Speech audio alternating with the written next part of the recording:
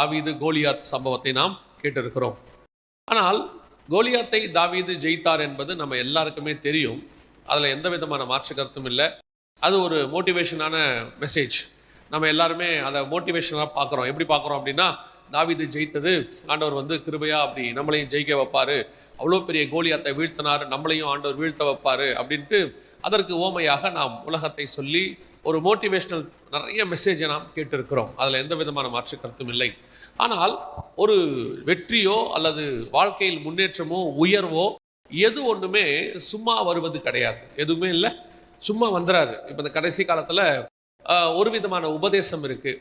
அது வெளியே நிறையா இருக்குது. நீங்கள் டிவியில் கூட பார்த்துருப்பீங்க. அப்படின்னா என்னென்னா, கர்த்தர் உங்களை எந்த விதமான காரியமும் இல்லாமல் சும்மாவே ஆசீர்வதிப்பார்.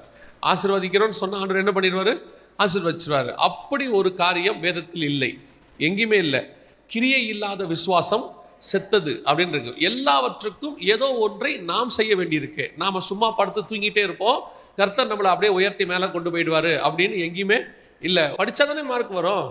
நாம் படித்தா கர்த்தர் அதை ஆசீர்வதிக்கிறார். நம்ம படிக்கும்பொழுது படிக்கிற காரியங்களையும் ஞாபக சக்தி கொடுக்கறது கர்த்தர். ஏற்ற நேரத்தில் எழுத வைக்கிறது கர்த்தர். அதை திருத்தும் போது அந்த டீச்சர்ஸ்க்கு கொஞ்சம் நல்ல மைண்ட் இருக்கணும், நல்ல மூடில் இருக்கணும். அப்போ நாம் செய்ய வேண்டியதை நம்ம என்ன செய்யணும்? செய்யணும். நாம்